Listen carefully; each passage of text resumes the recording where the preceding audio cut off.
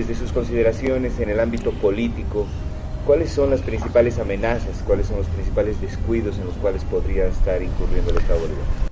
Desgraciadamente son varios, que no solo son descuidos, son contradicciones inauditas con lo que fue el primer proyecto y plan de gobierno de Evo Morales. Después de todo el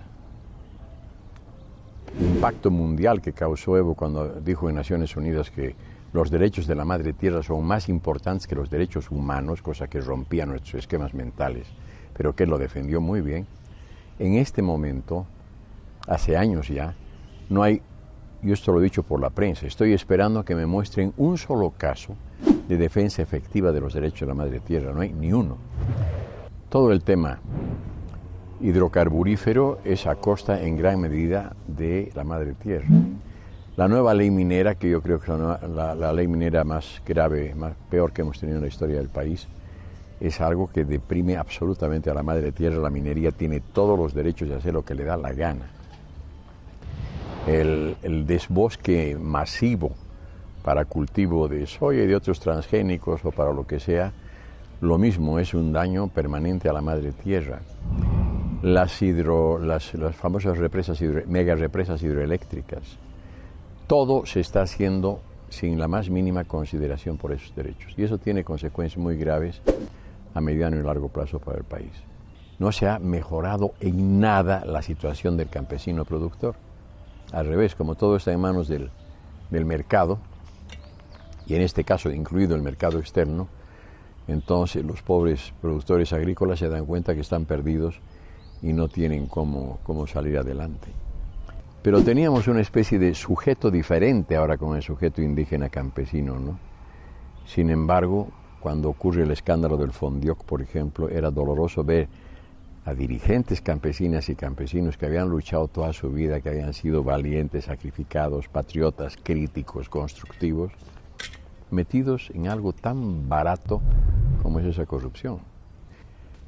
Que la gran mayoría de los compañeros y compañeras indígenas que se han incorporado al aparato del Estado no lo han hecho con la concepción de que hay que cambiar el Estado, sino con que ahora me toca a mí cobrar mi parte de la herencia.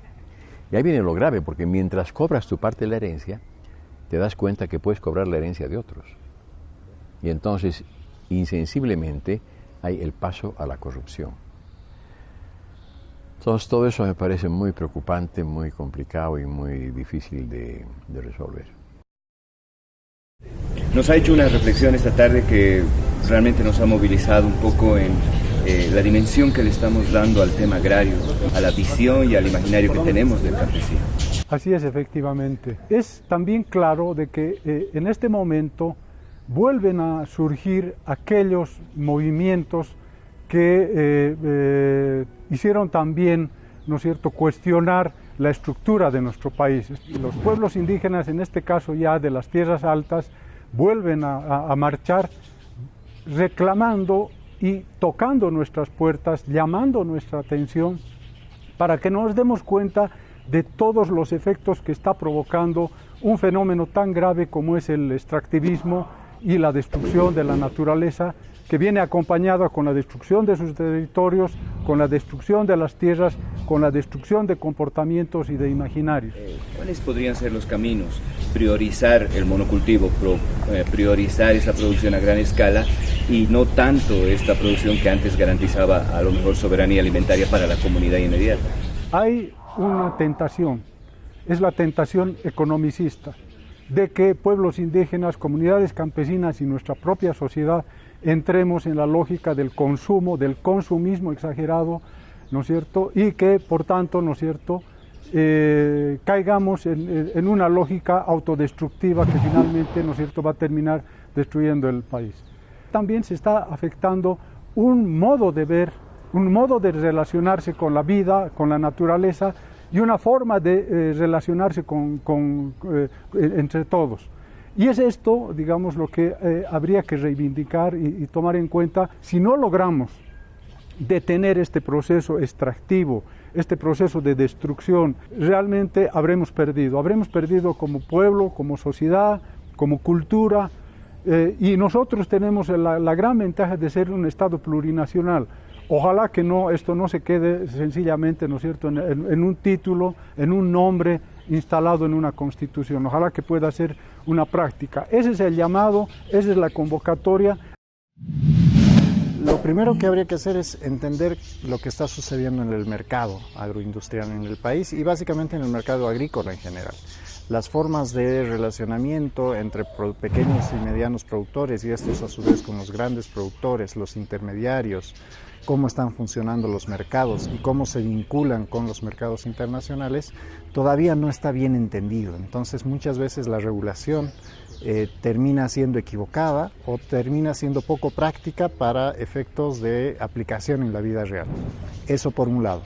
En segundo lugar, hay que entender que están trabajando 2 o 3 lógicas diferentes hoy día. Una de ellas tiene que ver con un factor altamente empresarial, en el que el capital es sumamente importante, pero que está descuidando el hecho de la productividad. Con la agricultura pequeña los problemas son bien complicados en el sentido de que la política macroeconómica tiene efectos muy directos, pero que no se habla mucho. El ejemplo típico es el tipo de cambio. El tipo de cambio está desincentivando a la pequeña producción. Entonces hay un conjunto de medidas de política económica que hoy día han favorecido el consumo, pero que están desincentivando la producción. Por ejemplo, muchas de nuestras formas de producción son muy agresivas con el medio ambiente. Y si nosotros transparentamos el costo de estas formas de producción, probablemente la demanda empiece a ser más consciente. Hay mercados que prefieren cantidad por sobre calidad. Hay mercados que prefieren calidad por sobre cantidad. Y en el tema alimentario esto implica mayor valor nutricional, mejores formas de producción, formas más sostenibles de producción.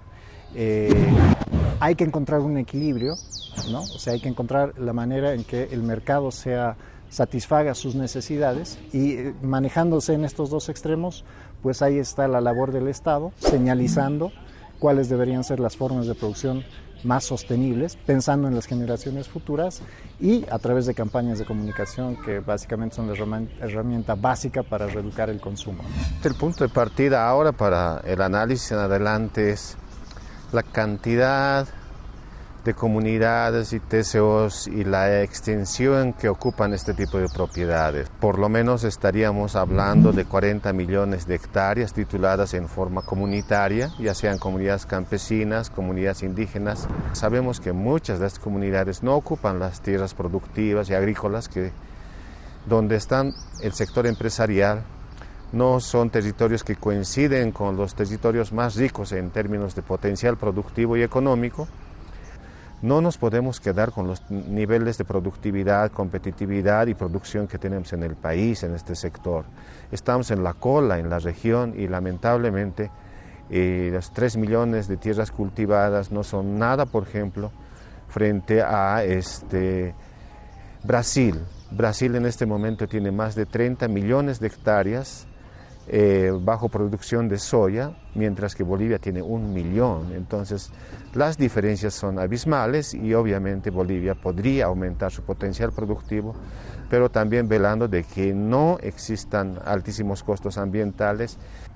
Hemos visto que tiene grandes limitaciones las maneras en que se apoya al campesinado, en que se apoyan proyectos productivos.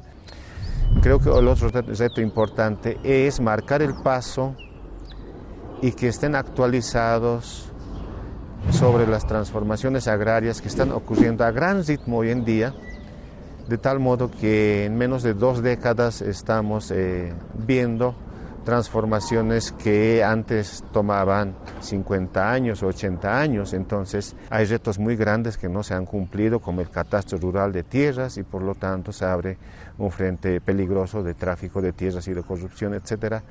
Entonces la lista de cosas por hacer creo que es interminable.